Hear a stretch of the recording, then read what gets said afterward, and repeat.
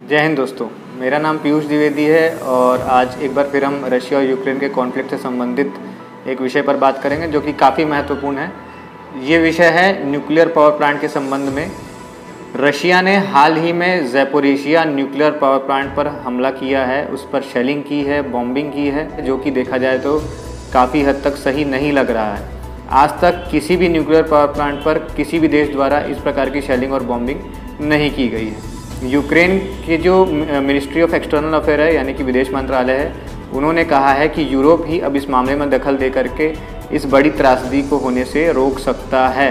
आप सभी को पता होगा कि न्यूक्लियर पावर प्लांट पर अगर इस प्रकार के हमले होते हैं या इस प्रकार के हमले अगर होंगे तो उससे जो न्यूक्लियर एलिमेंट है, जो भी रेडियो एक्टिव एलिमेंट है, वो लीक होगा।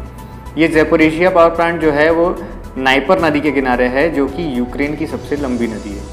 वो न्यूक्लियर एलिमेंट लीक होकर यदि नदी में मिलता है तो जो ज़ेलेंस्की हैं, जो कि यूक्रेन के राष्ट्रपति हैं, उनका ये कहना है कि चेर्नोबिल में यदि 4000 लोग मारे गए थे तो यहाँ पर कम से कम 50,000 लोग मारे जाएंगे, और अगर वो रेडियो एक्टिव एलिमेंट नदी में मिल जाता है तो लाखों लोग इससे प्रभावित होंगे, ऐसी संभावना है। बोरिस जॉनसन, जो कि ब्रिटेन के प्राइम मिनिस्टर हैं, उन्होंने कहा है कि यूनाइटेड नेशन सिक्योरिटी काउंसिल को तत्काल इस विषय पर एक इमरजेंसी मीटिंग बुलाने की आवश्यकता है और वो इसकी अनुशंसा करेंगे, क्योंकि इस प्रकार का जो हमला है वो किसी भी बड़े हादसे को जन्म दे सकता है। यूक्रेन ने इस हमले की आशंका जताई थी 1 मार्च 2022 को।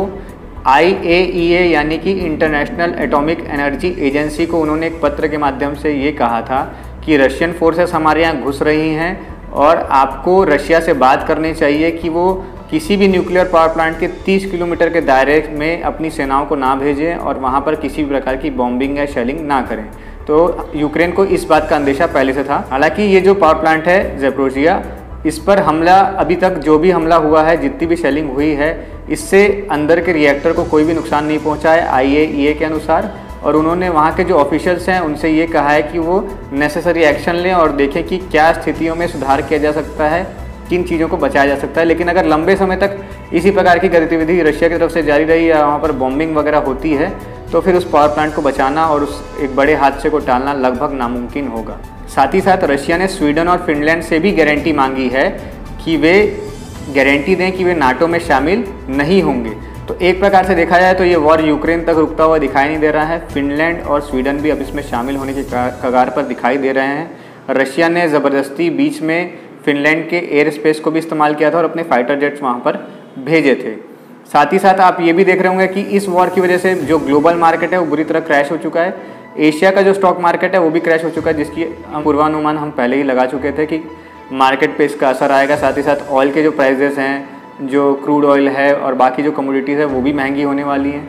पुतिन ने जो युद्ध किया है इसे यूरोप अपने लिए 9/11 बता रहा है, यानी कि 9/11 में जो अमेरिका पर जो हमला हुआ था उससे इस हमले को यूरोप कंपेयर कर रहा है कि ये यूरोप का 9/11 हमला है। आने वाले समय में यदि इस प्लांट को बचाने के उपाय ना किए गए, इस प्लांट को इसी तरह अपने हाल पर छोड़ दिया गया, तो निश्चित रूप से एक बहुत ही बड़ी न्यूक्लियर त्रासदी होने वाली है, जो ना सिर्फ यूक्रेन बल्कि यूरोप के कई देशों को भी प्रभावित कर सकती है। और साथ ही साथ फिनलैंड और स्वीडन के लिए भी आने वाले समय में मुसीबतें बढ़ती हुई दिखाई दे रही हैं। तो दोस्तों, आपको हमारा ये वीडियो कैसा लगा, इस बारे में हमें बताएं। कमेंट सेक्शन में आपको कोई सुझाव देने हो, कोई सजेशन देने हो तो उसे बताएं। और हमारे वीडियो का कंटेंट अगर आपको अच्छा लगे तो इसे मैक्सिमम शेयर करें। धन्यवाद।